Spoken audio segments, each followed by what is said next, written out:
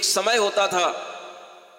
जब दुनिया में केवल जैन ही लोग हुआ करते थे, जैन धर्म को मानने वाले ही लोग हुआ करते थे और हर जगह पर लोगों के अंदर जैनत्व का ज्ञान रहा करता था। धीरे धीरे अनेक तरह के उपद्रवों के माध्यम से, आक्रमणों के माध्यम से इन संततियों का, तीर्थों का नाश हुआ और आज ये संख्या बहुत थोड़ी सी रह गई है। लेकिन इस थोड़ी संख्या में भी दम आ सकती है अगर आदमी अपने अंदर ये सोच ले कि वास्तव में मुझे धर्म वृद्धि के लिए भी कुछ सोचना है। मुझे केवल विवाह किया है तो अपनी स्वार्थ की पूर्ति के लिए एक संतान को उत्पन्न करके हमारे लिए केवल अपने दायित्व का निर्वहन हो गया, ऐसा अगर व्यक्ति सोचेगा तो कभी भी धर्म की वृद्धि नहीं हो पाएगी। धर्म की वृद्धि करने के लिए आपको यह जानना चाहिए, अगर दुनिया में अनेक अल्पसंख्यक समाजों को देखें, वो सब अपने धर्म की, अपने वंश की वृद्धि कर रही हैं, लेकिन ये जैन लोग सबसे उनमें पीछे क्यों हैं? तो शायद दुनिया में जो शिक्षा दी जाती है उस शिक्षा का सबसे ज्यादा असर इन जैन लोगों के ऊपर पड़ता है। दुनिया में कोई भी मुहिम चलती है तो उस मुहिम का सबसे ज्यादा असर इन जैन लोगों के ऊपर पड़ता है। दुनिया में अगर कोई प्रावधान बनता है कि जनसंख्या विस्फोट हो रहा है तो सबसे ज्यादा शिक्षित पढ़े लिखे लोग जैन होते हैं, तो सबसे पहले वो अपने ऊपर अप्लाई करने लग जाते हैं और दुनिया के अनेक वर्ग के लोग उसको बाद में सोचते हैं, लेकिन सबसे पहले जैन लोग उस जनसंख्या का वृद्धि न हो, कोई भी सरकार के द्वारा चलने वाला कार्यक्रम हो उसमें सबसे पहले आगे हो जाते हैं। और यही आगे होने के कारण से जैन लोगों ने खुद अपने पैरों पर कुड़ाली मार ली है और खुद अपना घात कर लिया है। जैन लोगों के लिए यह सोचना चाहिए, आप जिस पवित्र कुल में जन्म लिए हैं और जिस पवित्र कुल में कोई भी जीव जन्म लेगा, यह ध्यान रखो, ये वो पवित्र कुल है, ये वह पवित्र धर्म है। इस वंश में जिस जीव का जन्म होगा वह जीव पूर्व जन्म के बहुत पुण्य के साथ में आपके गर्भ में आया होगा, चाहे वो लड़का आए चाहे लड़की आए, और वह लड़का या लड़की न जाने कौन से पुण्य लेकर के आया होगा और वह उस पुण्य के माध्यम से न जाने कितनी बड़ी जिन शासन की प्रभावना कर सकता है। लेकिन अगर आपने उसको गर्भ में ही मार दिया या उसको उत्पन्न नहीं होने दिया तो सबसे बड़ा पाप आपने किया, सबसे बड़ा कलंक आपने कमाया। आप ध्यान रखो, जब अन्य समुदायों में हम देखते हैं 6-6, 8-8 संतानें होती हैं और फिर भी सब पूरा जीवन जीते हैं, जिनके यहां पर कोई शिक्षा की व्यवस्था नहीं होती, कोई रोजगार नहीं होता, और फिर भी सब जो है अच्छे ढंग से जीते हैं। आप सोचो कि अगर आपके घरों में अगर कोई संतान जन्म लेगी तो क्या सारा का सारा निर्वाह केवल आपके द्वारा दिया गया उसके लिए जो कुछ भी साधन होगा उसी से होगा? आप सोचते हैं कि हम जितना पैसा कमा रहे हैं उतने पैसे में हम एक ही संतान का पालन कर पाएंगे? ये सोच आपकी गलत सोच है। संतान के अपने पुण्य होते हैं और कई बार देखा जाता है अगर एक घर में 4 या 5 संतानें उत्पन्न होती हैं तो कई बार सबसे छोटा जो बालक होता है, 5वीं संतान, वो इतनी ब्रिलियंट निकल जाती है कि वो दुनिया में भी अपना नाम कमाती है, धर्म में भी अपना नाम कमाती है और देश में भी अपना नाम कमाती है। हो सकता है 4 संतानों का उतना पुण्य ना हो जितना 5वीं संतान का पुण्य हो जाए। वह दूसरी संतान नहीं होती तो आज दुनिया में यह अद्वितीय जो धर्म की प्रभावना हो रही है कैसे हो पाती, ये आप विचार कर सकते हो।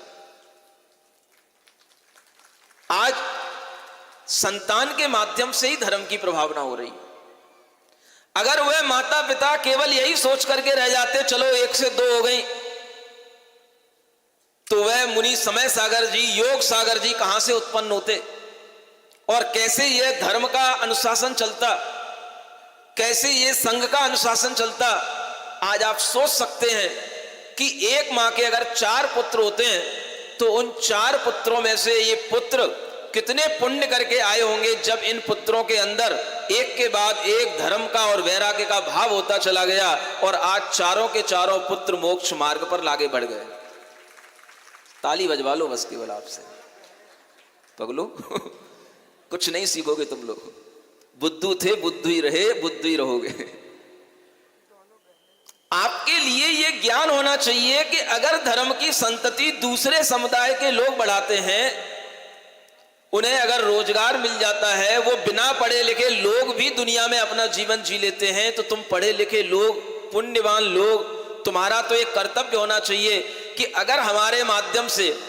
कोई जीव पालन पोषण को प्राप्त हो रहा है और किसी जीव के लिए अगर हमने जन्म दिया है, तो सबसे पहला गौरव का भाव आपके अंदर ये आना चाहिए कि हमने उस जीव को जैन संस्कार देकर के, आर्हत धर्म का, तीर्थंकरों का संस्कार देकर के हमने उसको आगे बढ़ाया। माने हमने अपने माता पिता होने का जो कर्तव्य पूरा किया है, उससे आपको संतुष्टि होनी चाहिए, आपके अंदर सबसे बड़ा भाव होना चाहिए। क्या समझ आ रहा है? इस कुल में जन्म देना ही अपने आप में बहुत बड़े गौरव की बात है, बहुत बड़े पुण्य की बात है।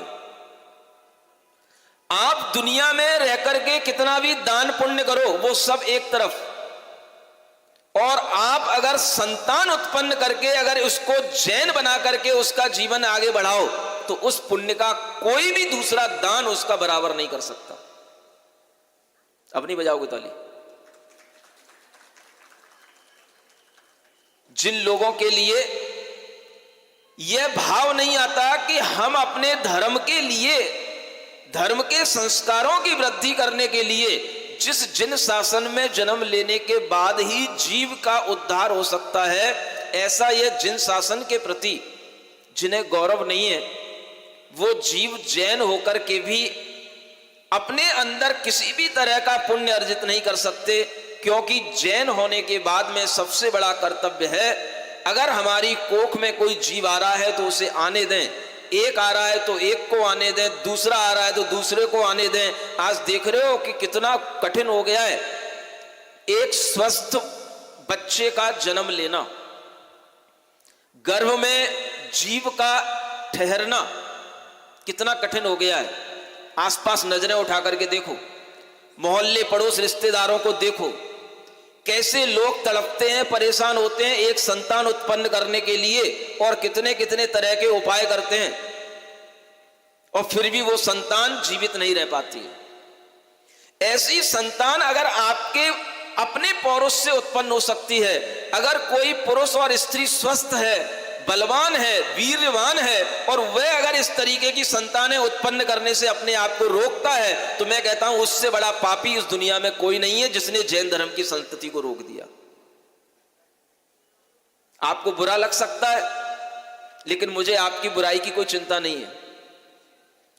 मैं आपकी समाज में रहता जरूर हूं, लेकिन मैं समाज से उठ करके ही सोचूंगा, समाज के ऊपर ही सोचूंगा, आपकी तरह नहीं सोचूंगा जो आप सोच रहे हो।